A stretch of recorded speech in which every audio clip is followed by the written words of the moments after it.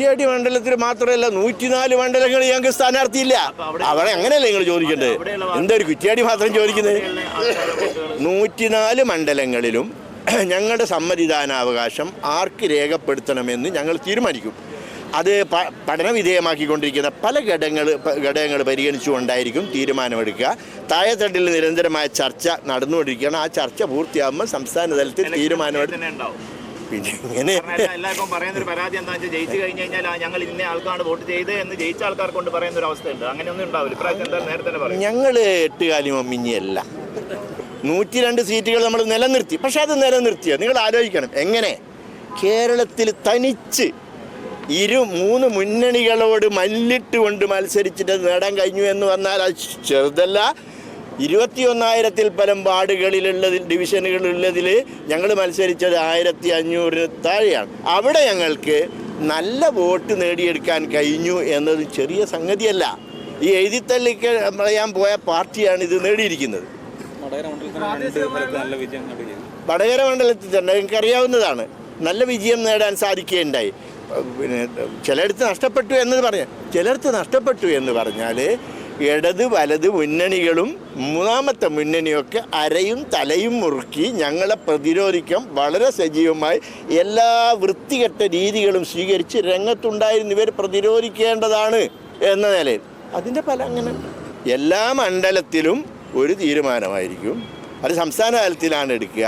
ആ തീരുമാനം രാഷ്ട്രീയ തീരുമാനമായിരിക്കും. നീക്കുപോക്ക് മറ്റൊരു കാര്യം പറയട്ടെ. ഞങ്ങൾ ഇതുവരെ ഞങ്ങൾ നേരത്തെ ഇത് പാർട്ടി രൂപീകരിക്കുമ്പോൾ മുതൽ സ്വീകരിച്ച ഒരു നിലപാടുണ്ട്. ആ നിലപാട് പോസിറ്റീവ് പൊളിറ്റിക്സ് ആയിരിക്കും നമ്മുടേത് എന്ന് പറഞ്ഞാൽ ഞങ്ങളുടെ പാർട്ടി അതുപോലെ ഈ പാർട്ടി പ്രതിനിധാനം ചെയ്യുന്ന ന്യൂനപക്ഷ പിന്നാക്ക മർദ്ദിത പീഡിത ജനതയുടെ ശാക്തീകരണവും അധികാര പങ്കാളിത്തവും ഉറപ്പുവരുത്തുന്ന രീതിക്കാണ് പോസിറ്റീവ് പൊളിറ്റിക്സ് എന്ന് ഞങ്ങൾ പറയുന്നത്. പക്ഷെ അതിന് വേണ്ടത്ര നീതി പുലർത്താത്ത രീതി ഞങ്ങൾക്ക് സ്വീകരിക്കേണ്ടി വന്നിട്ടുണ്ട്. കാരണം ഇമ്മീഡിയറ്റ് സാധ്യത അപ്പുറത്ത് BJPക്ക് കണ്ടപ്പം BJPയെ പരാജയപ്പെടുത്തുന്നതിന് വേണ്ടി വിജയസാധ്യത ഉള്ള ആളുകൾക്ക് വോട്ട് നൽകി വിജയിപ്പിക്കുന്ന ഒരു രീതി ഞങ്ങൾ സ്വീകരിച്ചിട്ടുണ്ടായിരുന്നു. പക്ഷേ ഈ തെരഞ്ഞെടുപ്പിൽ ഞങ്ങളത് ഉപേക്ഷിച്ചു. നെഗറ്റീവ് പൊളിറ്റിക്സ് വേണ്ട, പോസിറ്റീവ് പൊളിറ്റിക്സ് തന്നെ മതിയെന്ന് ഇത് മുന്നിൽ കണ്ടുകൊണ്ടുള്ള സംസ്ഥാന തലത്തിലുള്ള രാഷ്ട്രീയ തീരുമാനമായിരിക്കും ഞങ്ങൾ എടുക്കുക. അതിങ്ങനെ ഇങ്ങനെ എന്താ ചെയ്യുക ഈ വോട്ട് കൊണ്ടെന്ന് ഇങ്ങനെ ആലോചിച്ചുകൊണ്ടിരിക്കുക. ഇന്ത്യ രാജ്യമാണിത്. ഈ പറച്ചിലുണ്ടല്ലോ ഞങ്ങൾക്ക് വോട്ട് വേണ്ട എന്ന് പറഞ്ഞാൽ ഞങ്ങൾ ബുദ്ധിമുട്ടി പോകുന്നൊന്നും തോന്നില്ല ഇവിടെ ഈ ഭരണഘടന നിലനിൽക്കുന്ന കാലത്തോളം. പക്ഷേ ഈ ചോദ്യം ഉണ്ടല്ലോ എത്രമാത്രം അപകടകരമാണ്, രാജ്യവിരുദ്ധമാണ്, ഭരണഘടനാ വിരുദ്ധമാണ് ചോദ്യം. ഇന്ത്യൻ പൗരന്മാരിൽ കുറേ ആളുകൾ വോട്ട് ഞങ്ങൾക്ക് വേണ്ട എന്ന്. ഇത് പ്രാകൃത യുഗത്തിലല്ലേ നമ്മൾ തിരിച്ചു പോകുന്നത്? രാഷ്ട്രീയ പാർട്ടികൾ ഇതൊക്കെ ഇങ്ങനെ ഇടയ്ക്ക് പറഞ്ഞാൽ നമുക്കത് രാഷ്ട്രീയ ഗിമ്മിക്കാണെന്നൊക്കെ പറയാം. പക്ഷേ ഇപ്പം കാര്യമായി ചോദിച്ചുകൊണ്ടിരിക്കുന്ന മീഡിയ ഇവരുടെ വോട്ട് സ്വീകരിക്കുമോ എന്ന് fourth estate of the democracy അവരാണ് ചോദിച്ചുകൊണ്ടിരിക്കുന്നത്. വലിയ അപകടം പിടിച്ച ചോദ്യമാണ്.